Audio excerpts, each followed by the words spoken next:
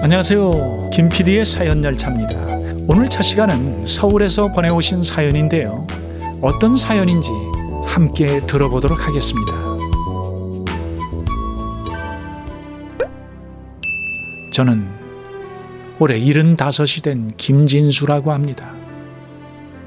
서울 변두리의 15평짜리 작은 임대 아파트에서 혼자 살고 있습니다. 얼핏 들어보면 혼자 사니까 편할 것 같죠? 제가 이 편지를 쓰는 이유는 단 하나입니다. 여러분은 제꼴 나지 마시기 바랍니다.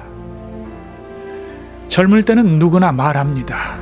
나는 요양병원에 갈 일 없다고. 우리 애들은 절대 나를 혼자 두지 않을 거라고요. 그리고 집값은 절대 떨어질 일이 없다. 늙어서 집 없으면 서럽다. 그러니 집을 장만해야 된다. 저도 그랬습니다. 이 말을 입에 달고 살았으니까요. 그런데 인생 후반부는 내가 믿고 싶었던 그 절대가 하나하나 무너지는 과정이었습니다. 오늘 저는 그동안 제가 겪었던 노후 파탄의 과정을, 그리고 제 주변 친구들에게 실제로 일어난 일들을 숨김없이 말씀드리고자 합니다. 부디 여러분은 저처럼 뒤늦게 후회하지 않기를 바랍니다. 젊을 때 저는 작은 제조 공장을 했습니다. 50대까지는 그럭저럭 벌었습니다. 그때 저는 이렇게 생각했죠. 한국에선 부동산이 답이다. 남들은 몰라도 집값은 절대 떨어지지 않는다. 퇴직하면 집 팔아서 편하게 살면 되지 하는 생각이었죠. 그래서 금융자산엔 관심이 없었습니다. 현금? 통장에 몇백 있으면 됐지. 저축? 집값 오르면 됐지. 더 뭐가 필요해? 그렇게 생각했는데, 그런데 세상은 제 뜻대로 흘러가지 않았습니다. 제가 살던 집은 32평 아파트였는데 가격이 많이 올랐었죠. 종종 친구들이 절 부러워하며 말했습니다. 야, 너 정말 성공했구나. 이제 뭐 노후 걱정 안 해도 되겠다, 야. 그렇게들 말했지만 그건 모두 착시였습니다. 집값이 올라도 팔지 않으면 돈이 아니니까요. 그렇다고 해서 팔면 살 곳이 없으니까요. 이게 착시라는 겁니다. 재산 대부분이 집 한 채에 묶여 있으면 어떤 위기 앞에서 바로 흔들릴 수밖에 없죠. 문제는 60대 이후인데 퇴직 후 병원비가 늘고 생활비도 늘더군요. 나이 든다고 해서 경조사가 줄어들까 했는데 오히려 경조사도 여전히 많더라고요. 연금이요? 국민연금은 내가 낸 만큼만 나오는 것이지 공돈이 아닙니다. 제가 계산해 보니 죽기 전까지 한 달에 100만 원도 받을 수가 없어요. 결국 저는 집을 팔아야만 했습니다. 그리고 작은 지금의 이 임대주택으로 올 수밖에 없었죠. 그날 저는 깨달았습니다. 내가 평생 믿고 살아왔던 부동산이 실은 아무것도 아니었구나. 그때만 해도 그게 끝이라고 생각했습니다. 하지만 진짜 시련은 그 다음이었습니다. 60이 넘고 나니 제 몸은 빠르게 무너졌습니다. 당뇨니 혈압이니 무릎 관절이니 약만 5가지를 먹었어요. 그러다 병원에 갈 때마다 뒤늦은 깨달음을 얻었죠. 아프면 돈이 든다. 당연한 일이죠. 나이 들어 아프니까 그렇게 무섭고 두려울 수가 없어요. 아내는 먼저 세상을 떠났습니다. 그 후로 집은 조용함이 아니라 정막 자체였습니다. 몇 달이 지나도 저를 찾아오는 사람이 없어요.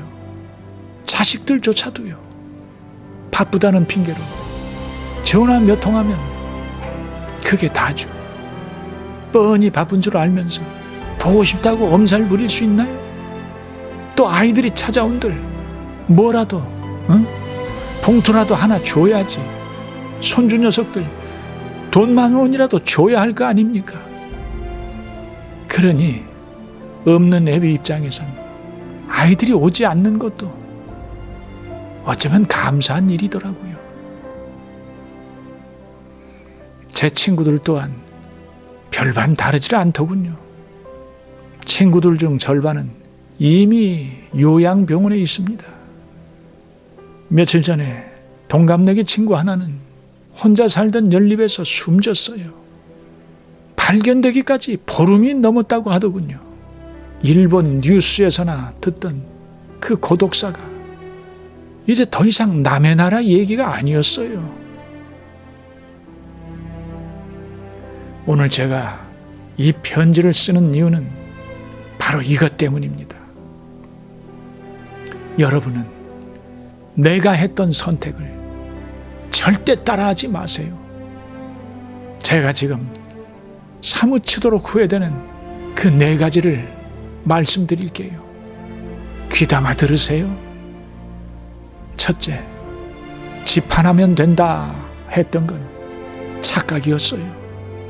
노후 빈곤의 핵심은 자산 중심입니다. 내가 가진 재산을 100으로 볼 때 98이 집이고 2가 현금이라면 그건 부자처럼 보이는 가난뱅이일 뿐입니다. 바로 제가 그랬습니다. 두 번째, 빚을 지고 평수를 넓히는 거. 이건 무식한 방법이에요. 지금 40, 50대 잘 들으세요. 제가 50대 때 20평에서 30평으로 옮기고 그리고 다시 40평으로 옮겼는데 그땐 몰랐죠. 그게 잘하는 것이라고만 생각했고 주변에서도 절더러 성공했다고 열심히 사니까 보기 좋다고 그렇게 말했지만 남은 건 제게 빚만 남았어요. 문제는 50대에 진 빚이 60, 70이 넘어도 그대로 남아있다는 것입니다. 그 집은 은행 것이지 제 것이 아니에요. 이건 정말 위험하고 아주 끔찍한 일입니다. 남의 얘기가 아닙니다. 가까운 일본이 한때 부동산 경기가 하늘 높은 줄 모르고 치솟은 적이 있다고 해요. 그런데 지금은 빈집이 남아도는 부동산 폭락의 시대를 맞고 있어요. 우리나 그들이나 빚내서 집장만한 사람들, 집값이 폭락한 뒤에 그 돈을 무슨 수로 갚겠습니까? 우리나라도 이제 머지않아 부동산 거품이 빠져나갈 때가 올 겁니다. 세 번째, 금융 공부를 하지 않았다는 겁니다. 저는 주식이 위험한 줄만 알았지 예금과 투자의 차이도 몰랐어요. 그때 저는 이렇게 말했습니다. 모르면 안 하면 되지. 모르는데 괜히 뭐 투자했다가 사기당하고 망하느니 모르면 안 하는 게 나아. 그러나 투자는 부자들만 한 게임이 아닙니다. 내 자신의 노후를 위해서, 내 자신의 노후를 지키기 위한 생존의 기술이라는 사실을 알아야 합니다. 노후를 지키기 위한 생존의 기술이 바로 투자입니다. 모르는 분야에 투자해서 사기당하란 얘기가 아닙니다. 그런데 저만 이렇게 당한 게 아닙니다. 친구들의 인생을 보며 더 큰 충격을 받았습니다. 제 한 친구는 30평에서 42평으로 갈아탔는데요. 대출을 계속 늘렸습니다. 퇴직 후에도 빚이 1억이 넘게 남았고 집값이 한번 흔들리자 버티지 못하고 결국 변두리 연립 월세로 전락하더군요. 지금 그 친구는 그때 내가 집을 넓히지만 않았어도 이런 신세 한탄을 매일같이 하고 있습니다. 그리고 대전에 사는 또 다른 친구는 노후에 딸과 함께 살기로 했는데, 그런데 딸 부부가 맞벌이를 하게 되고 아이 둘을 키우다 보니 그 친구는 딸 사위에게 부담이 될까봐 결국 딸네 집에 들어가지 못하고 요양병원으로 들어가더군요. 그 친구가 내게 그러더군요. 이 노후의 외로움은 돈보다 더 무섭다. 특히 마누라 없이 혼자 늙어가는 노인네는 더더욱 그렇습니다. 어딜 가도 찬밥 신세고 자식들에게도 애비가 돈이라도 있으면 아이들 태도가 달라지기 마련인데, 지나온 세월을 누구에게 하소연을 해야 할지, 내가 나를 위해서 썼나요? 자식들 교육시키고 시집 장가 보내고 나면 내 수중에 남는 돈이 뭐가 있습니까?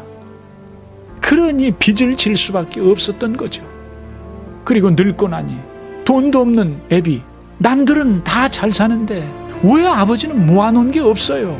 라고 할 때 할 말이 없더군요. 할 말이 없어요. 그 말도 맞는 말이니까요. 저는 지금 뒤늦게 몇 가지를 깨달았습니다. 그걸 오늘 여러분께 제가 꼭 말해주고 싶습니다. 집과 금융자산의 비중을 꼭 나눠야 합니다. 나이 들수록 부동산 비중은 줄이고 금융자산의 비중을 늘려야 해요.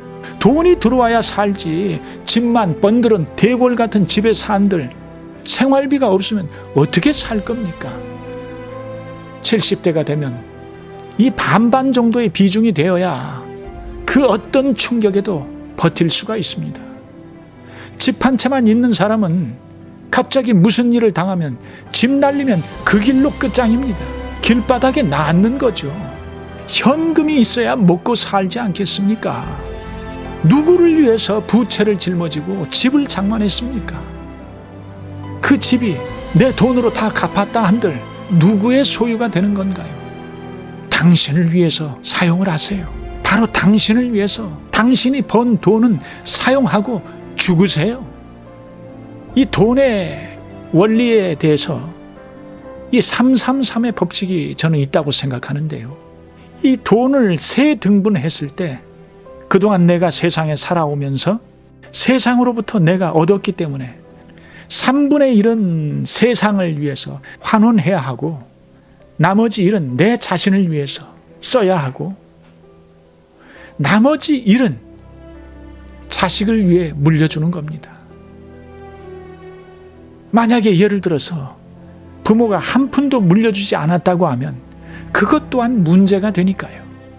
그러니까 내가 모은 전 재산의 3분의 1을 물려줬을 때는 아무런 문제가 없습니다. 아버지도 어머니도 먹고 살아야 하니까요. 그렇지 않으면 지네들이 우리의 생활비를 대줘야 하기 때문에 부모가 스스로 먹고 살 것을 남겨두는 것이 오히려 현명한 길이죠. 넓고 큰 고층 아파트, 나이가 들면 이거 좋지 않습니다. 젊을 때는 좋지만 노인이 되면 다릅니다. 엘리베이터 고장 날 수 있어요. 응급출동이 지연돼서 골든타임을 넘겨 목숨을 잃을 수가 있어요. 관리비 폭등은 어떻게 할 겁니까? 또한 고독사의 위험이 도사리고 있어요.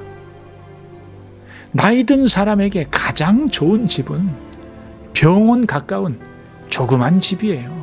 청소하기 좋고 관리하기 좋고 외출하기 좋은, 동네에 가까운 병원이 있고 관리하기 좋은 작은 집, 작은 집이 최고입니다. 나이가 들수록 병원은 5분 거리, 길어야 30분 이내의 거리에 살아야 돼요. 병원 가까운 곳과 먼 곳에 사는 사람들, 삶의 질이 천지 차이가 납니다. 노인에게는 넓고 큰 좋은 아파트가 필요 없어요. 청소 간단하고 병원이나 시장 가까운 집이 좋은 집이에요. 금융 공부가 늦었다고요? 괜찮습니다. 나보다 젊은 분에게 꼭 권합니다. 금융 공부, 늦어지면 늦어질수록 많은 걸 잃게 됩니다. 저축과 투자, 예금과 펀드, 원금 보장과 비보장은 꼭 구분하셔야 합니다. 투자는 부자가 되기 위한 것이 아니라 노후 파탄을 막기 위한 것이에요. 여러분은 절대 제 인생처럼 살지 않길 바랍니다. 이제 저는 적은 생활비로 조용히 하루하루 살아가고 있습니다. 큰 꿈은 없습니다. 다만 이 편지가 누군가에게 예고편 같은 작은 경고가 되었으면 하는 그런 바람이죠. 여러분, 노후는 갑자기 찾아오는 것이 아닙니다. 미리 예고하고 찾아오고 있기 때문이죠. 누구에게나 이미 수많은 예고를 하고 찾아오는 것입니다. 그러기에 준비하지 않은 사람에게는 갑자기 모든 것이 한순간 무너집니다. 저처럼 말입니다. 뒤늦게 피눈물을 흘린들 무슨 소용이 있습니까? 저는 지금 이 쓸쓸한 공기를 마시며 마치 유서를 쓰는 마음으로 여러분들에게 나 같은 실수를 하지 말라는 그런 편지를 쓰고 있습니다. 나는 괜찮겠지. 나는 다른 사람들과 달라. 우리 애들은 그럴 애들이 아니다라고 내 자신도 그렇게 믿어왔지만 결과적으로 지금 저는 아무도 찾아오지 않는 곳에서 마치 은둔 생활을 하듯이 지내고 있으니까요. 자식들도 부모에게 물려받을 게 있을 때나 자식이지 물려받을 게 없으면 써먹을 데 없는 냄새나는 골치 아픈 노인네에 불과합니다. 부디 여러분의 미래는 저와 같지 않기를 진심으로 바라고 바랄 뿐입니다. 고맙습니다. 제 말 명심하세요.